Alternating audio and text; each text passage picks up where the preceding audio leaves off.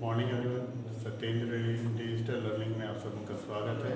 तो आज भी कुछ क्वेश्चन सेट लेके मैं आया हूँ। चलिए अब उन सबों को सॉल्व करते हैं। तो आज का पहला क्वेश्चन है, what is the name of the part mark X in dial test indicator. Dial परीक्षण संकेतक के में एक्स के रूप में चिन्हित भाग का नाम क्या है। तो यहाँ एक फिगर है जो डायल टेस्ट इंडिकेटर है, तो उसमें एक पार्ट को इंडिकेट किया गया है, उसका नाम हम लोग को बताना है। तो एक बार ऑप्शन देख लेंगे, ए स्टेम, बी सूचक, सी बैक प्लग और डी बेजल क्लैंप। तो यहाँ पर हम लोग देखेंगे पहला ऑप्शन जो स्टेम है, तो इस भाग को हम लोग स्टेम करते हैं। फिर है पॉइंटर, नीचे वाले भाग को हम लोग पॉइंटर करते हैं। इसके बाद है बैक प्लग, तो यहाँ हम लोग साइड व्यू में जाएंगे। तो साइड व्यू में देख रहे हैं पीछे क्लैंप करने के लिए दिया हुआ है, तो ये है बैक प्लग। इसके बाद ऑप्शन डी है बेजल क्लैंप। तो ये जो एक्स इंडिकेट किया हुआ है ये हमारा बेजल क्लैंप है। तो इसका सही आंसर है option D bezel clamp. Next question की ओर बढ़ेंगे, what is the angle of holding the scraper of soft metal. नरम धातु के लिए स्क्रैपर को पकड़ने का कोण क्या होता है। तो यहाँ पर हम लोग को स्क्रैपर्स तो बताना है कि नरम धातु में हम उस खुरचनी को कितने डिग्री एंगल में पकड़ेंगे। तो यहाँ पर ऑप्शन दिया हुआ है, ए 30 डिग्री, बी 60 डिग्री, सी 40 डिग्री और डी 20 डिग्री। तो यहाँ पर दिया हुआ है नरम धातु, ठीक है। तो स्पेशली एक धातु को इंडिकेट किया है कि उसमें हम लोग स्क्रैपर को इस्तेमाल, खुरचनी को इस्तेमाल कितने डिग्री एंगल में करेंगे। तो इसका जो सही आंसर है वो है 20 degree, option D. Next question की ओर हम लोग बढ़ेंगे, what is the mark x. X के रूप में चिन्हित क्या है। तो यहाँ पर एक फिगर है जो फुल बेसिस में दिया गया है। तो यहाँ देखिए एक्स इंडिकेट किया गया है। तो ये जो एक्स है वो किस चीज़ को दर्शाता है, ठीक है। तो यहाँ बहुत सारा दिया, ये है जीरो लाइन, बेसिक साइज हो गया, इसका मिनिमम लिमिट, मैक्सिमम लिमिट यहाँ पर है। तो यहाँ देखेंगे ये जो है, जो एक्स से चिन्हित किया हुआ है वो अपर डेविएशन है, ठीक है। इसके बाद यहाँ पर देखेंगे उसके बाद में है ये जो है लोअर डेविएशन है, ठीक है। ये दोनों का अंतर जो यहाँ दर्शाया गया है इसको टॉलरेंस बोलेंगे, ठीक है। ये टॉलरेंस है।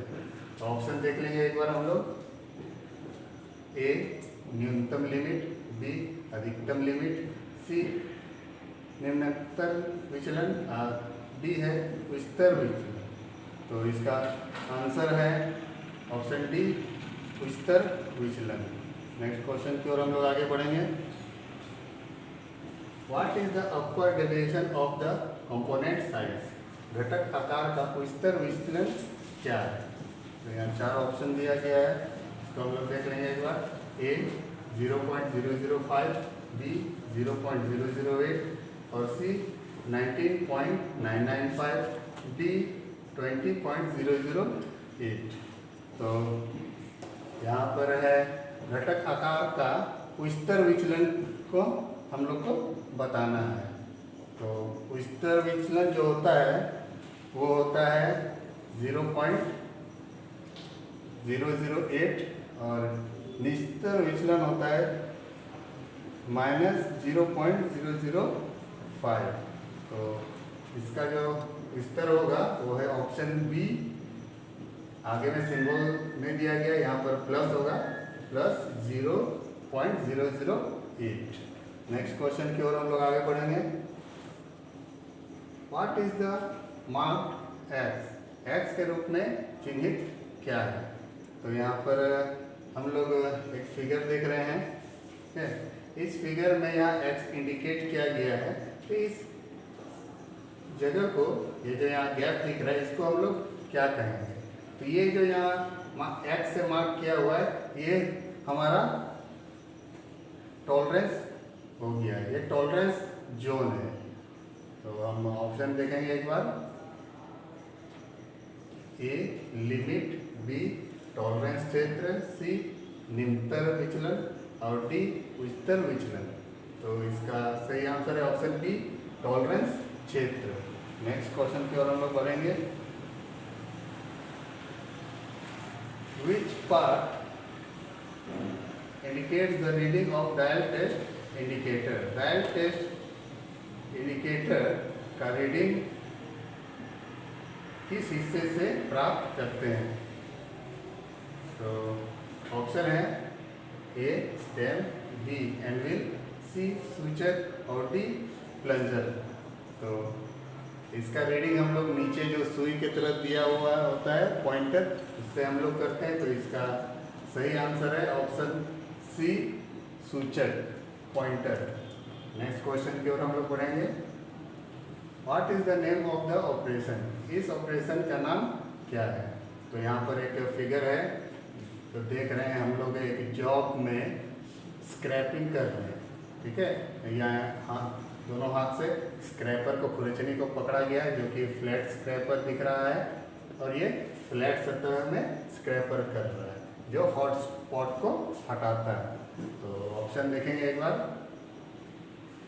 ए filing, B drilling, C scraping और डी चिजलिंग। इसका सही आंसर है option C scraping. Next question की ओर बढ़ेंगे। Which scraper is used to scrape the centre portion of large flat surface? बड़ी सपाट सतह के मध्य भाग को खुरचने के लिए किस खुरचनी का उपयोग किया जाता है? ऑप्शन है ए सपाट खुरचनी, बी हुक खुरचनी, सी त्रिभुज खुरचनी और डी बुल्लोज खुरचनी। तो यहाँ पर देख रहे हैं कि बड़ा सपाट सतह को, यानी कि फ्लैट सरफेस को हम लोग को खुरचना है, ठीक है। तो इसमें से किस खुरचनी का हम लोग इस्तेमाल करेंगे? तो हम लोग देखेंगे कि नीचे से हम लोग ऑप्शन डी से शुरू करते हैं कि डी में क्या दिया है? बुल्लोज स्क्रैपर, जो कि हम लोग क्या करते हैं? बेरिंग का सरफेस को साफ करने के लिए इस्तेमाल करते हैं। और जाएगा तो नहीं होगा। सी ट्रायंगुलर या त्रिभुजाकार खुरचनी, इसका हम लोग कोने में इस्तेमाल करते हैं, तो ये भी नहीं होगा। बी हुक खुरचनी, ये स्लॉट खांचा वगैरह को खुरचने का काम करते हैं, तो ये भी नहीं होगा। तो ऑप्शन ए है इसका सही आंसर, सपाट खुरचनी यानी कि फ्लैट स्क्रैपर। नेक्स्ट क्वेश्चन की ओर बढ़ेंगे हम लोग। What is the name of the instrument? इस यंत्र का नाम क्या है? तो यहाँ पर हम लोग देख रहे हैं कि एक माइक्रोमीटर है, लेकिन इसमें कुछ ये माइक्रोमीटर में कुछ अलग है। यहाँ बीच में हम लोग देख पा रहे हैं कि हम लोग थ्रेड को नाप रहे हैं, ठीक है। ऑप्शन एक बार देख लेंगे कौन सा माइक्रोमीटर है। A screw pitch gauge, B बाहरी micrometer, C screw thread micrometer और D screw thread caliper gauge. तो यहाँ पर जैसे कि हम लोग फिगर में देख रहे हैं कि एक माइक्रोमीटर है, तो इसको देख करके हम ऑप्शन का पता लगा सकते हैं। यह है सही आंसर है option C screw thread micrometer. Next question की ओर हम लोग बढ़ेंगे।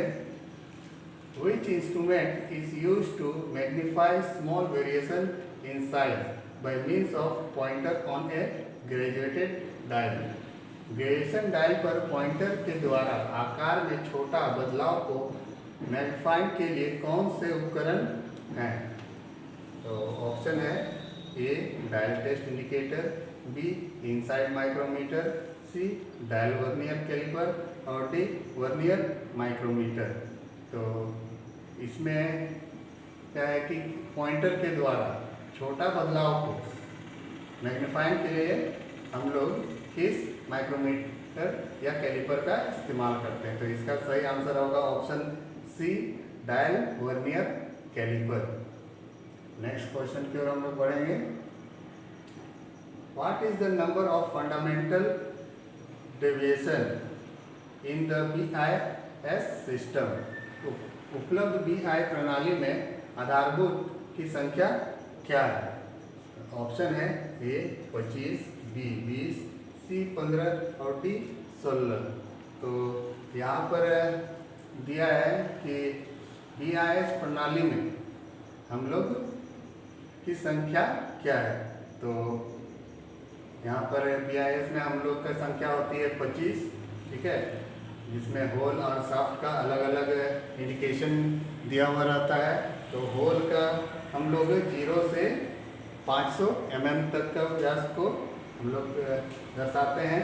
तो इसमें हम लोग अंग्रेजी के अक्षर ए, अंग्रेजी के अक्षर कैपिटल ए से हम लोग होल को दर्शाते हैं और शाफ्ट को हम लोग स्मॉल ए से इंडिकेट करते हैं। ठीक है, तो इसका सही आंसर है, सही संख्या होगी ऑप्शन ए 25। नेक्स्ट क्वेश्चन के हम लोग पढ़ेंगे। How many fundamental tolerance grades are available? कितने आधारभूत टॉलरेंस ग्रेड उपलब्ध हैं? ऑप्शन है A 18 grade, B 25 grade, C 15 grade और डी 12 ग्रेड। तो यहाँ पर हम लोग को टॉलरेंस का ग्रेड बताना है कि कितना तरह का टॉलरेंस में ग्रेड होता है। तो टोटल ग्रेड होता है टॉलरेंस में 18 ग्रेड। तो इस ग्रेड को हम लोग कैसे इंडिकेट करते हैं? तो इसमें ग्रेड, जैसे ग्रेड 18 ग्रेड है तो हर एक ग्रेड का इंडिकेशन कुछ अलग अलग होगा। तो हम लोग इसको इंडिकेट करते हैं जैसे कैपिटल आई और टी से। कैपिटल आई और टी, उसके बगल में 0 से हम लोग स्टार्ट करते हैं। IT 0, IT 01, IT 1, इस तरह हम लोग IT 16 तक इसका ग्रेडिंग करते हैं। ठीक है, तो इसका सही आंसर है option A 18 grade. Next question की ओर बढ़ेंगे हम लोग। Which mechanism is used in the liver type dial test indicator? Lever work के डायल टेस्ट इंडिकेटर में कौन सी मैकेनिज्म काम आती है? ऑप्शन देखेंगे ए स्क्रू वर्नर, B rack and pinion, C lever scroll और डी वर्म व्हील। तो जो यहाँ पर है, यहाँ पर डायल टेस्ट इंडिकेटर का बात किया हुआ है कि वो किस मैकेनिज्म में काम किया जाता है। तो वो काम करता है लीवर और स्क्रॉल के थ्रू। तो लीवर जो होता है कि डायल टेस्ट इंडिकेटर के बीच में होता है लंबा रड की तरह, और स्क्रॉल जो है जो अंदर में जो डायल को घुमाती है एक गियर की तरह होती है कि जैसे जैसे वो घूमता है लीवर, जैसे जैसे लीवर को हम लोग सटाते हैं तो स्क्रॉल घूमता है, और जैसे ही स्क्रॉल घूमता है तो हमारा जो डायल टेस्ट इंडिकेटर का सुई है वो आगे बढ़ने लगता है। तो इसका सही आंसर है ऑप्शन सी लीवर और स्क्रॉल। नेक्स्ट क्वेश्चन की ओर बढ़ेंगे हम लोग। Which gauge use to check internal thread of components? भागों की अंतर चूड़ियों को नापने के लिए कौन से गेज का उपयोग होता है? ऑप्शन है A thread ring gauge, B taper ring gauge, C thread plug gauge और डी कैलिपर गेज। तो यहाँ पर इस क्वेश्चन में हम लोगों को पूछा गया है कि इंटरनल थ्रेड यानी अंदरूनी चूड़ी को मापने के लिए कौन सा गेज हम लोग इस्तेमाल करते हैं। ठीक है, तो इसका सही आंसर है होगा option C thread plug gauge. तो आज के लिए इतना ही। नेक्स्ट क्लास में फिर कुछ क्वेश्चन सेट लेके आएंगे, तब तक के लिए धन्यवाद।